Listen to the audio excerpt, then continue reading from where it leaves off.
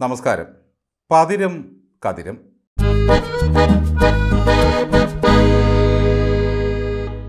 Covid കാലത്തള്ളിനും കാഫർ സ്ക്രീൻഷോട്ടിനും വടകരയിലെ തോൽവിക്കും ശേഷം K Shailaja അഭിമാന പുരസ്സരം അവതരിപ്പിക്കുന്ന ഗ്രാമീണ വിലാപ കാവ്യമാണ് ഓണം അലവൻസ് എന്ന ഒപ്പേറ.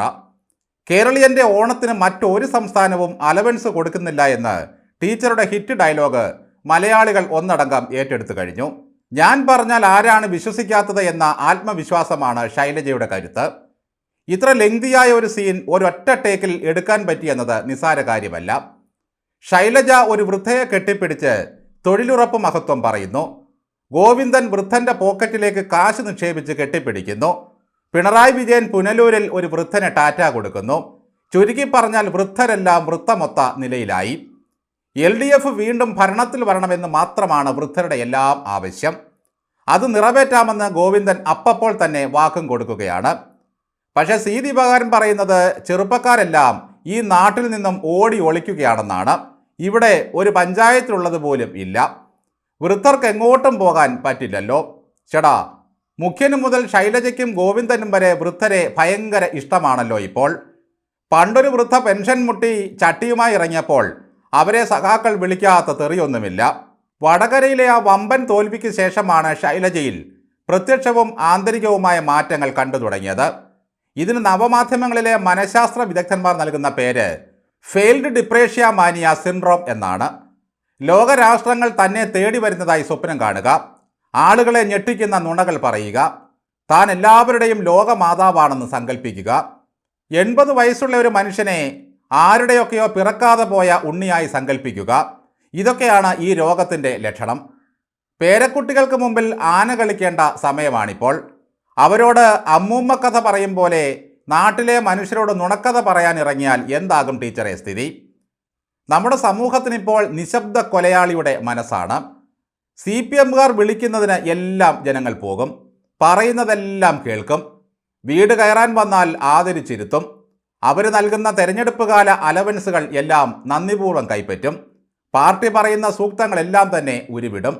തെരഞ്ഞെടുപ്പിൻ്റെ അന്ന് ബൂത്തിലോട്ട് ഒരു പോക്കുണ്ട്. ക്യൂബ മുകുന്ദൻ കക്കൂസിൻ്റെ ഉള്ളിൽ കയറി കണ്ണാടി നോക്കി മുദ്രാവാക്യം വിളിച്ച പോലെ ബൂത്തിൽ മറച്ചു വെച്ച EVMന് മുമ്പിൽ നിന്ന് കടവാ നിറയെ തെറിയും പറഞ്ഞ് ഒരൊറ്റ കുത്തുണ്ട് മറ്റവന്.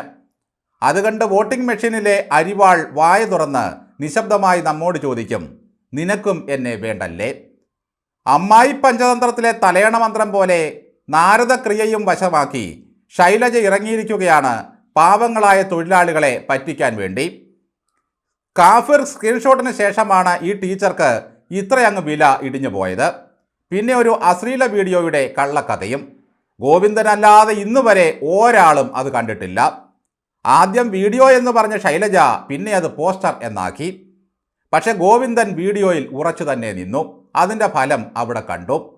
അല്പമൊക്കെ രാഷ്ട്രീയ ശുദ്ധി ഉള്ളവർക്ക് പോലും ഈ പിഴച്ച പ്രസ്ഥാനത്തിൻ്റെ കാര്യകർത്താവായാൽ അതോടെ തീർന്നു അയാളുടെ തലച്ചോറിൻ്റെ ചിന്താശേഷി. 2004 കോൺഗ്രസിൻ്റെ മാനിഫെസ്റ്റോയിൽ തൊഴിലുറപ്പ് പദ്ധതി എന്ന വാഗ്ദാനം ഉണ്ട്.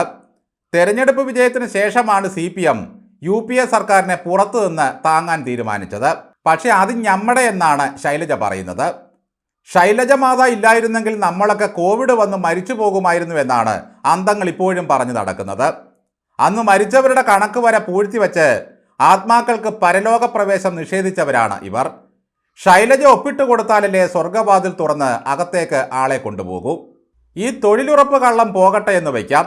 ഓണത്തിന് കേരളം മാത്രമാണ് അലവൻസ് കൊടുക്കുന്നത് എന്ന് തള്ളിയാൽ എങ്ങനെയിരിക്കും? കേരളത്തിൻ്റെ ഓണത്തിന് യോഗി ആദിത്യനാഥ് അലവൻസ് കൊടുക്കണമെന്ന് പറഞ്ഞാൽ നടക്കുന്ന കാര്യമാണോ? ആരോ പറഞ്ഞു പരത്തി അടുത്ത മുഖ്യമന്ത്രി ശൈലജ മാതാവാണെന്ന്. അതും വിശ്വസിച്ച് പാവം ഇറങ്ങിയിരിക്കുകയാണ് സ്ത്രീകളെ തഴുകാനും മുത്തശ്ശി കഥ പറയാനും. സകല നേതാക്കളും കഥയെഴുത്തുകാരായി പരിണമിച്ചു കഴിഞ്ഞു. ശൈലജയുടെ പിറക്കാതെ പോയ ഉണ്ണി വാവാവോ എന്ന കഥ സൂപ്പർ ഹിറ്റായി ഓടുകയാണ്. ചൂരക്കറി ഞെക്കി നോക്കി പിണങ്ങിപ്പോയ മകന് നെയ്മീൻ കറി ഉണ്ടാക്കി നൽകി തിരികെ കൊണ്ടുവരുന്ന ഒരമ്മയുടെ കഥയാണത്. പാവൻ ടീച്ചറമ്മ. അടുത്ത വരവിലും പിണറായിയാണ് മുഖ്യമന്ത്രി എന്ന് ഗോവിന്ദൻ അസന്ദിഗ്ധമായി പ്രഖ്യാപിച്ചു കഴിഞ്ഞു. വെറുതെ നുണച്ചി എന്ന പേരുണ്ടാക്കാമെന്നല്ലാതെ ശൈലജ ആ കസേരയുടെ 7 അയലത്ത് പോലും എത്തില്ല. എന്നു മാത്രമല്ല, ജനം എരുമച്ചാണകം തളിച്ച് പിണറായി വിജയനെ പുറത്തുവിടുകയും ചെയ്യും. അതുകൊണ്ട് നുണ പറയുമ്പോൾ വളരെ സൂക്ഷിക്കുക.